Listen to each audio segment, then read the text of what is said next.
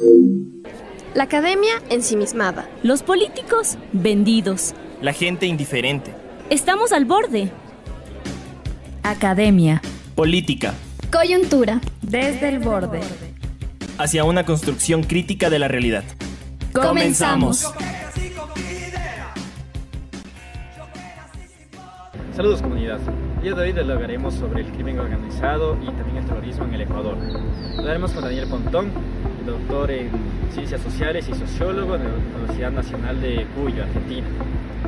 Ya que últimamente Ecuador se ha visto enfrentado en una espiral de violencia en los últimos años, derivado del crimen organizado y las instituciones estatales. Acompáñanos el día de hoy en esta entrevista en la Casa de la Cultura. Bienvenidos a una nueva entrega del programa Desde el Borde. Nos encontramos con el doctor Daniel Pontón. Vamos a hablar de los temas de terrorismo y crimen organizado. Ecuador enfrenta un escenario donde predomina el crimen organizado. Doctor, ¿qué estamos entendiendo por crimen organizado y terrorismo? Una pregunta un poco amplia porque, primero, gracias por la entrevista, saludo cordial.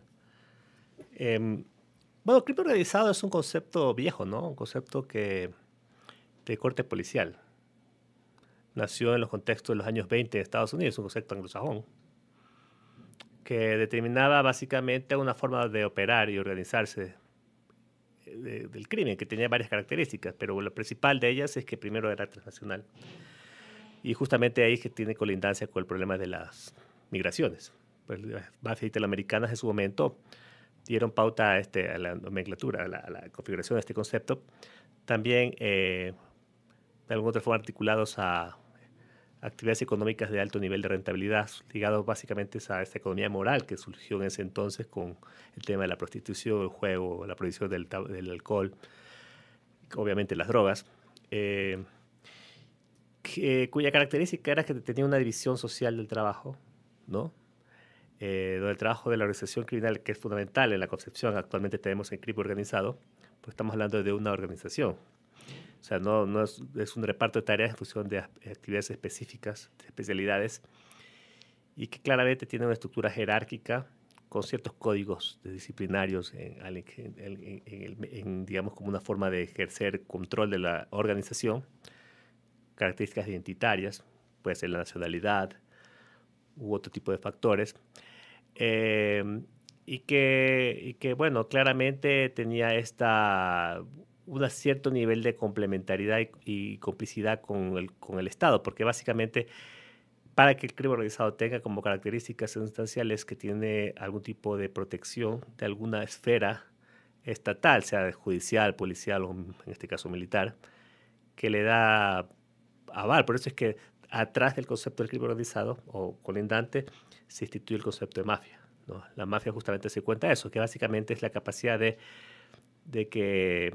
controlar la transacción. O sea, ellos se protegen a través de cooptación de la justicia, por más que a veces los apresas salen de la justicia, porque salen de la órbita del radar judicial porque compran jueces, fiscales, policías para evitar ser sancionados.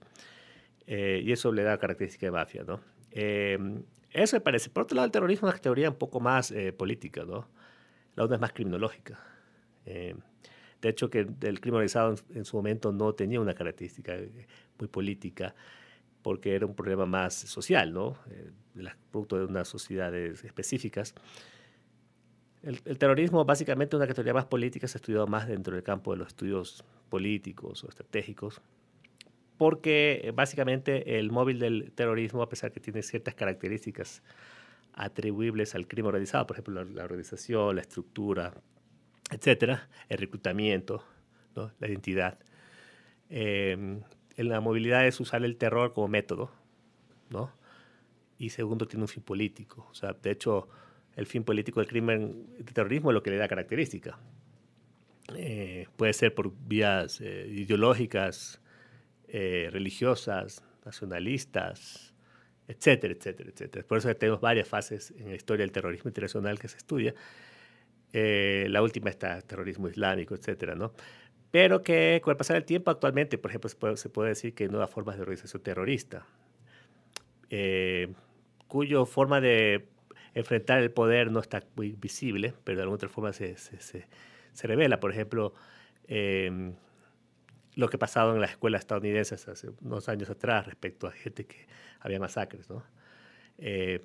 No tenía un fin económico, no tenía un fin delictivo, era una forma de notoriedad frente a una protesta de un orden social específico. Bueno, varios elementos que hay que hablar sobre eso, pero de manera general son esas las diferencias entre estos dos conceptos.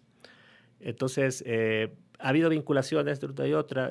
Obviamente, por ejemplo, la actividad del terrorismo siempre ha buscado captar las actividades económicas del crimen organizado para financiamiento. Ejemplo más claro son las FARC, ¿no? Que en su momento fueron declaradas terroristas, dominaron por varias décadas la economía del narcotráfico, la industria del narcotráfico colombiano, porque básicamente es la fuente de financiamiento de su economía de guerra. Y otras organizaciones declaradas terroristas que han tenido algún tipo de manejo de la actividad económica del crimen organizado. Por eso es que se hablaba de una alianza, ¿no? Un trabajo conjunto. Pero también lo que hemos visto en los últimos años, que más bien organizaciones de crimen organizado, más bien se ha volcado a la lógica terrorista. El caso más específico es el Ecuador, ¿no? A pesar que no está clara el móvil político de estas organizaciones, sí está por medio del terror, ¿no? El crimen, por lo menos, sí se ha mostrado con ciertas facetas terroristas porque ha utilizado el terror, el miedo, la violencia como un mecanismo, un medio para romper un orden social. Vayámonos a 2024, enero, cuando claramente desde las cárceles se da órdenes para usar artefactos explosivos, destruir infraestructura pública, etcétera, etcétera. Entonces, hay varias vicisitudes, pero el problema es que, bueno, no hay una definición exacta en sí de crimen organizado tan más allá de algunos esfuerzos internacionales, como por ejemplo la Convención de Palermo en el año 2000, para el tema del crimen organizado. Pero respecto al terrorismo, no hay una definición exacta, porque al final de cuentas es una categoría política y cada Estado le define el terrorismo de acuerdo a sus necesidades y a sus contextos, ¿no? Lo que para un país puede ser terrorismo, para otros no. Para lo que un país es legítimo, para otros no. Entonces es un problema que también tiene que ver mucho con la categoría política, ¿no? Entonces, me parece que esas son las diferencias sustanciales entre los conceptos, génesis distintas, historias distintas, formas de operación distintas, etc.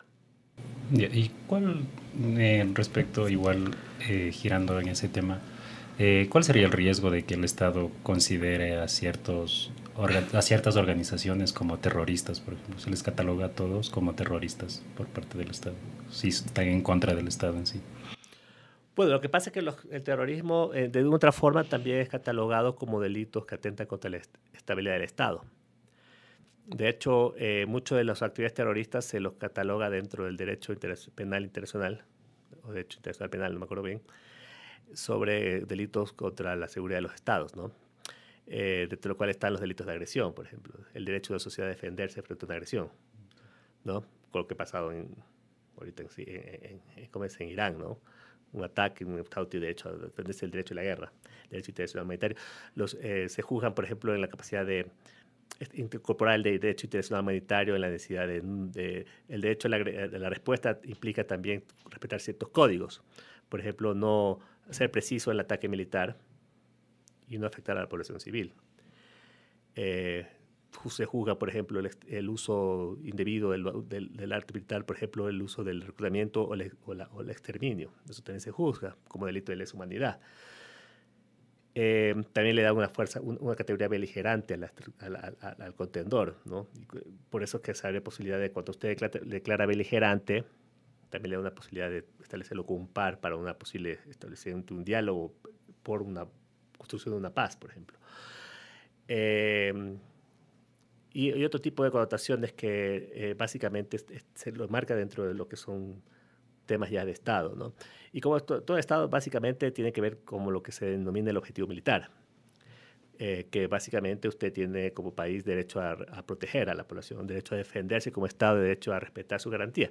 Entonces, bajo esa premisa, el terrorismo tiene un marco jurídico distinto, cómo se lo trata y cómo se lo aborda, ¿sí?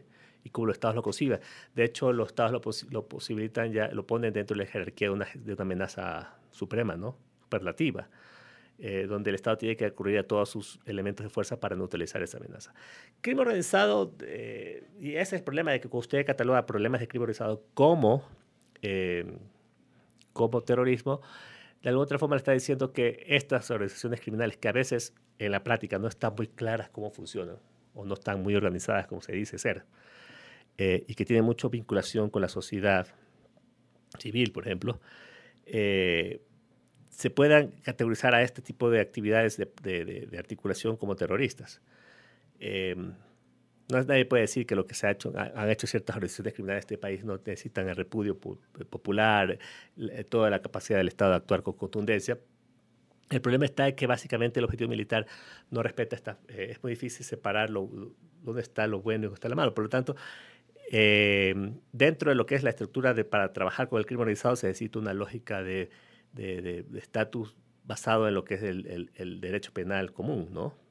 Que básicamente busca neutralizar hechos delictivos, acabar, o eliminar elementos delictivos o evitar que eso no pase, con bastante protocolo de derechos humanos, y en el tema del terrorismo se aplica otro tipo de visión jurídica, que es básicamente el derecho de intervención humanitario, que es el derecho a la guerra. Entonces, en esa colindancia es donde se generan peligros, pero básicamente también tiene que ver con esta capacidad de lupenizar por parte del discurso político ciertos actores que a veces pueden ser considerados, por ejemplo, el tema de menores de edad, ¿no? Considerados terroristas, pues es lo que de alguna otra forma le ha dado pauta política al gobierno actual para que se busque aumentar penas para menores de edad, ¿no?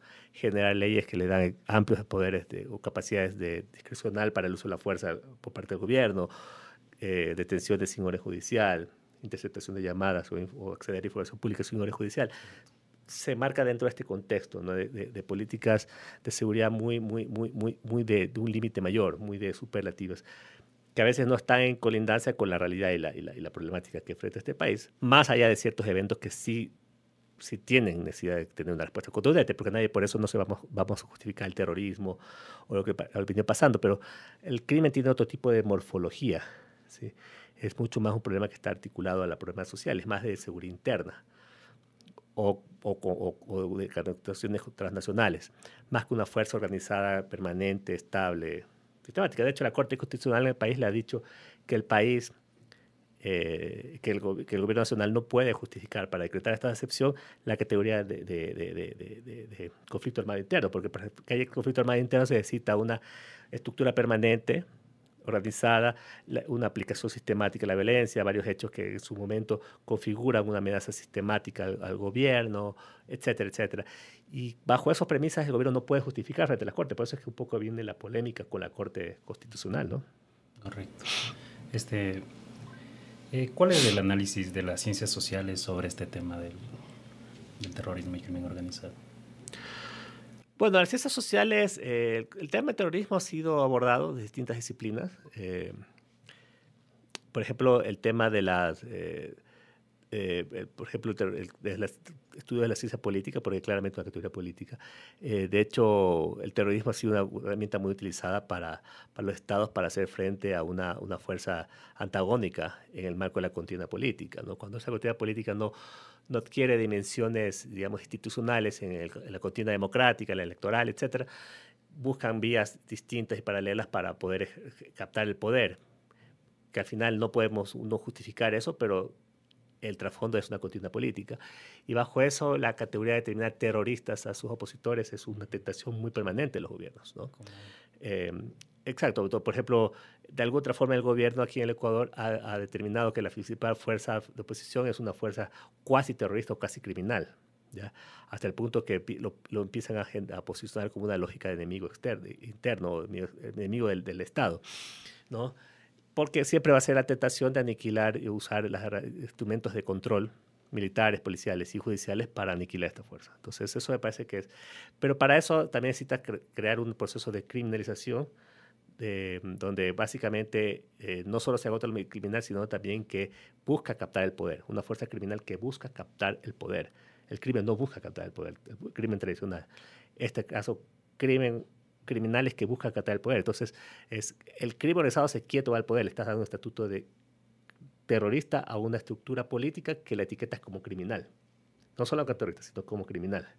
Porque en este caso, terrorista sería solamente entender que es un grupo que busca el terror y busca captar el poder y darle un estatuto político. En este caso, es un grupo criminal que se merece todo el repudio de la ley, porque todo lo criminal tiene que ver con algo apolítico.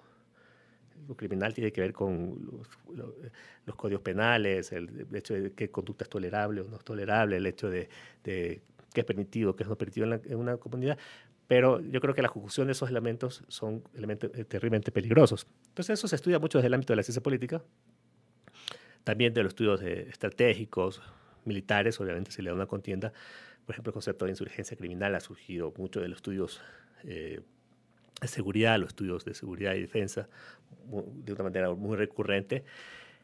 Dentro del campo, obviamente, de los derechos humanos también se trabaja mucho estos temas porque justamente están en la posibilidad del Estado de cometer excesos, ¿sí? Y en el ámbito del crimen organizado, pues bueno, está la criminología, ¿no? Las ciencias sociales la criminología es una ciencia social que al final trata de abordar el tema de lo criminal. Pero últimamente también, obviamente, está articulado al derecho a los estudios de las ciencias penales, ¿no? Que no es lo mismo que criminología, tienen relación, pero no es lo mismo. También, de alguna otra forma, se ha articulado la sociología, entendiendo que a veces el problema también es la forma de cómo actualmente la sociedad produce estos productos, estas estructuras criminales, estos grupos criminales, cómo detrás de eso hay un proceso también sistemático de etiquetamiento social a ciertos grupos poblacionales. Últimamente también se ha abordado el ámbito de la economía política internacional, por ejemplo, para atender el concepto de la que se llama la globalización. Digo, bueno, sí, la globalización trae también ventajas, también trae una globalización desviada, como se dice, ¿no? Por lo tanto, cómo entender también que muchos de estos fenómenos son productos de la globalización no deseada. Por lo tanto, también son de la economía para entender el problema del delito económico, por ejemplo. ¿Sí? Los problemas del delito económico, la evasión fiscal, la corrupción, el lavado de dineros, etcétera, etcétera. De la ciencia política para entender cómo el crimen organizado se ha vinculado con la política. ¿Sí? Hay muchos estudios en Colombia, por lo menos hay muchos estudios respecto a eso. En fin, hay multiplicidad de campos, por lo tanto se puede decir que es interdisciplinario, ¿no? Correcto. ¿Cómo estas problemáticas sociales están configurando a la sociedad ecuatoriana? Bueno, es que el Ecuador ha vivido un complejo sistema de... Es complicado establecer una evaluación concreta, porque por un lado uno puede decir, bueno, sí, es notorio que el crimen organizado, sobre todo el problema del narcotráfico en el país, ha generado impactos sociales. He visto reportajes donde la cantidad de dinero que mueve el narcotráfico realmente es exorbitante, ¿no? Superior al petróleo, sí. Podría ser eso, pero yo no sé si están así, pero podría ser una cantidad muy fuerte de recursos que en ciertos contextos es mucho dinero, ¿no? Y sobre todo tiene el efecto multiplicador en la industria del narcotráfico. O sea, el narcotráfico no solamente que mueve dinero para sí, sino también genera una plataforma criminal, porque el producto también se financia, por ejemplo, la minería ilegal, ¿no? El tráfico de migrantes, el tráfico de armas, que está relacionado mucho con el narcotráfico. O sea, esa es la plataforma financiera del crimen organizado, está clara, ¿no? Pero también ha dado una pauta para que detrás de eso se genere toda una narrativa. La reacción social frente al problema también hay que estudiarla. O sea, no solo agotándonos desde el punto de vista de identificar cuáles son las causas y las consecuencias de esas conductas o esas actividades criminales, sino cuáles son las respuestas sociales que se están dando frente a eso. Y ahí también hay que analizarlo. O sea, de hecho, la criminología crítica analiza eso, no solo analiza el problema de qué causa o qué motiva a alguien para ser criminal, sino la respuesta, ¿sí? Y creo que eso estamos empezando a entender cuál es la dimensión de esta situación con las famosas leyes que el gobierno hubo acá a aprobar. Porque básicamente esas leyes son leyes, como les digo, que le dan extremadamente poder a un gobierno, inéditas en la región, ¿no? En el Ecuador, por lo menos, muy emulativas de los contextos de El Salvador, donde, por ejemplo, el concepto de crimen organizado en la doctrina penal se asemeja mucho a esta lógica de la visión del terrorismo, ¿no? Que es considerado enemigos del Estado. Por eso se impone la lógica del derecho penal del enemigo interno. Porque el derecho penal del enemigo interno, a diferencia del derecho penal común, no busca erradicar hechos, sino neutralizar personas y grupos. Entonces, una persona, por el solo hecho de ser parte de una organización criminal, ¿no?, ya es considerado un delincuente, un enemigo del Estado. Por lo tanto, ya no necesita ponerle a la orden de la justicia, llevarlo a una cárcel y rehabilitarlo, sino es neutralizarlo o incapacitarlo. Y en el caso necesario, pues darle baja si es necesario, ¿sí? Entonces, pero en esa posibilidad les da unas capacidades enormes al gobierno de determinar a dónde empieza o dónde termina la estructura criminal, porque el gobierno dice, no, tranquilo, solo van a los que delinquen. claro, son por el momento, pero en lo posterior, la pregunta que uno hace es, ¿dónde empieza? Se ha hecho estudios, por ejemplo, donde el problema de las bandas delincuenciales, que tanto se habla aquí en el país, los vínculos con la sociedad son muy amplios. Las redes de complicidad de cierta estructura de barrios enteros son amplias. Por lo tanto, en la práctica termina siendo poner un gran cemento poblacional en las cárceles, como lo que pasó en El Salvador. Te vas preso por el hecho de tener un tatuaje o tener algún tipo de elemento que te vincule a una organización criminal. Porque el concepto es, verbo rector, la pertenencia. ¿Pero qué defines como pertenencia? Instigar, financiar, ¿ya? Coadyuvar, ¿sí? Instigar o hacer la apología del delito. Bueno, una serie de cosas pueden ser consideradas parte de una estructura criminal. Y eso me parece que no solamente ataca a una persona o un grupo, sino un grupo. Por ejemplo, los casos como Metástasis. No sé si la Fiscalía utilizaba esa estructura de crimen organizado para vincular a una cantidad de gente. Tú ves el caso Metástasis, estamos hablando de por lo menos 50 personas que están vinculadas por algún tema, por algún chat, por algún pago, a veces gente que siquiera han sabido que son parte de esta estructura. Por lo tanto, ponen en juego mucho los límites del Estado. El problema es que no solo se agota en erradicar la amenaza, porque aquí hay un escenario. Baja la amenaza, ¿no? Y como en el caso del Salvador, ha sido efectiva reduciendo la tasa de homicidios, pero el gobierno sigue manejando la estructura de persecución, ¿sí? Esa hiperestructura de control y persecución que tiene. Independientemente que ya ahorita ya no se necesite, porque ya El Salvador está, digamos, medianamente tranquilo. Por otro lado, también puede ser que la tasa de homicidios no baje y el Estado diga, no, necesito tener más herramientas para controlar eso. Por lo tanto, él tiene un poder inflacionario respecto al aparataje penal y de control de un país. Entonces, aquí la paradoja es que una vez que se instala, es imposible desmantelarla, pese a que la misma norma de ley de solidaridad se establece que el conflicto armado tendrá vida útil hasta que el presidente decida que ya no existe un conflicto armado interno, lo cual todos sabemos que eso va a permanecer de largo, porque es su metodología de gobierno. Por lo tanto, con el devenir de los tiempos y porque las personas que manejan esto son personas, seres humanos que también tienen pasiones, intereses, visiones, ¿no? En el tiempo terminas utilizándolo contra tus enemigos políticos. Entonces, por eso es que los derechos humanos se ponen mucho a prueba frente a esto, y por el hecho que los derechos humanos son etiquetados como parte del problema, ¿no? Hasta que salgan del poder, porque todos sabemos que una vez que salgan del poder, pues empezarán a decir auxilio, CIDH, me están persiguiendo, etc. Claro, sí, ya sabemos la historia de eso, ¿no? Entonces, ese juego es el problema de no pensar en instituciones, ¿sí? De alguna otra forma, estos procesos institucionalizan una cultura autoritaria y desinstitucionalizan la lógica democrática, lo que son las instituciones en contexto democrático, que tienen que ver con límites muy establecidos por la ley. Correcto. ¿Cuáles son las relaciones que están construyendo estas bandas extranjeras en las personas que habitan nuestros territorios? A ver, el tema migratorio, a diferencia de otros países de la región, Ecuador ha pasado un poco desapercibido. Cuando yo te ponía el ejemplo de que el crimen organizado, por lo general, siempre tuvo una particular relación con el tema de lo migratorio, por las características de la conformación de las estructuras criminales italoamericanas, de ahí que siempre hay una colindancia entre temas xenófobos, policiales y económicos. Como que cohabitan, ¿no? De hecho, ejemplo de eso es que Donald Trump, para justificar su política migratoria, criminaliza a un grupo poblacional para terminar siendo extensivo a todo un grupo. O sea, hay gente que la detiene por no tener papeles, pero la semántica de Trump es que son criminales, son enemigos del Estado, vienen a hacer el mal, vienen a romper la sociedad, vienen a hacer horrores, vienen a hacer cosas que la sociedad no puede tolerar, bueno, todo ese tema. Entonces, si es, no, pero los extranjeros no son malos. Sí, no son malos, pero estamos yendo contra el... Claro, y toda la narrativa que se constituyó a favor del concepto de Tren de Aragua. Por eso hay que tener también las respuestas, las narrativas, cómo el poder enfrenta este problema. Y frente a eso siempre está el tema de lo extranjero. No sé, hay temas que hay que analizarlo, ¿no? Y eso viene desde los estudios de estudios antropológicos, ¿no?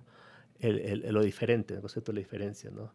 Uno siempre termina de alguna otra forma psicoanalítico buscando echar la culpa al diferente, al extraño, al otro, de los problemas de los problemas que son parte de una sociedad. Claro, eso se llama la criminología del otro, ¿no? O sea, el otro es el problema. Entonces, y el otro, en este caso, el problema más radical es el extranjero, así como es el pobre, así como es el negro, el joven, en este caso, en el caso regional, el costeño o el serrano, como quieras verlo, siempre hace el otro, ¿no? Pero es interesante los estudios que se hacen sobre de sondeos, que tienen que ver mucho más con perspectivas más sociales frente al tema. Cuando el estudio de seguridad, no sé si tú te has visto, hay un patrón que bastante se repite, ¿no? Cuando tú le preguntas a las personas cómo está el país en materia de seguridad, la gente te dice, muy mal, el Ecuador va muy mal. Sí, siempre. ¿Sí? ¿Y cómo va el futuro? Peor, vamos, esto se va a hacer el gato. Cuando le preguntan, ¿qué opinas de tu ciudad? Sí, está muy mal. Pero tal vez un poco menos porque la ciudad sí es tranquila, pero el resto del país no está, todo está hecho mierda. Perdón la palabra. Y después decía, ¿cómo está tu barrio? Bueno, mi barrio sí hay algunos elementos, pero mi barrio sí son chéveres la gente. Porque la gente ¿y tu familia? No, mi familia. Bueno, o sea, siempre casos con gente que no está bien con su familia, pero por lo general uno está a gusto con su familia. ¿Y usted a nivel personal cómo estás? Yo muy bien. Yo, perfecto. Yo me siento optimista. Entonces, la escala de valoración externa lejos de lo lejano frente a lo personal, a lo más próximo, es totalmente distinta. O sea, aplica esto al concepto de la migración. Por lo tanto, la amenaza viene de afuera, porque como es externa, viene de afuera. ¿Ya? El mundo está mal. Entonces, eso me parece que ese esquema se repite no solamente en Ecuador. Yo, por ejemplo, he analizado algunas encuestas de Latinobarómetro el año pasado y vi cómo en países como Chile, Perú, por ejemplo, la percepción de amenaza al extranjero era superlativa. O sea, el 95-85% de las personas en Chile, en Perú, determinaban que el problema de la inseguridad era producto de los extranjeros, por el problema de venezolanos. Creo que el Ecuador, la dinámica del crimen ha generado, y las bandas criminales, que ha generado que un poco el tema del extranjero, que siempre está en la retórica de la gente, pase desapercibido un poco. De hecho, nosotros el tren de Aragua no nos pega mucho. En Chile es todo un tema, ¿no? En Perú es todo un tema. El famoso tren de Aragua es el cuco de toda la sociedad, ¿no? Y todo lo que pasa ahí es producto del tren de Aragua, ¿no? Y para justificar la política, la lucha ideológica también, inclusive. Por ejemplo, lo vinculan con el régimen venezolano. Sin embargo, por ejemplo, lo que pasó en los últimos meses aquí con respecto al ataque en la frontera, el convoy militar puso otra vez en juego el debate sobre la migración por el tema colombiano, la penetración de estructuras armadas colombianas para el control de zonas y el tema de la minería ilegal. Siempre va a estar permanentemente cosechado, pero básicamente me parece que ese es el esquema, ¿no? Ahora, algo hay, de hecho, no seamos ingenuos, el crimen organizado también se transmite por contacto de personas y a veces ese contacto se da en espacios como las cárceles, por ejemplo. O sea, hay sociedades que tienen más avances en materia del famoso know-how criminal, ¿no? Enseñan a otros cómo hacer la transmisión de valores y de estrategias. Pero digamos, yo digo ahorita en el contexto de la globalización, de la abrupta influencia de las redes sociales, etc., tú necesitas tener un contacto directo de personas para aprender estructuras criminales. De hecho, es un problema de la violencia en el país, que es muy similar al de México, pero hay una influencia cultural. O sea, el crimen organizado también se mete no solamente por las fronteras, por el comercio, por el tráfico de personas, sino también por la industria culturalista. Y eso es algo que no se analiza en los estudios de criminalidad, la influencia cultural. Y sobre eso hay que trabajar, ¿no? Bueno, eso es todo. Gracias, doctor, por acompañarnos en este episodio. Gracias por sintonizarnos y no se olviden de seguirnos en todas nuestras redes sociales. Un gusto haberle tenido aquí con nosotros. Gracias a ustedes.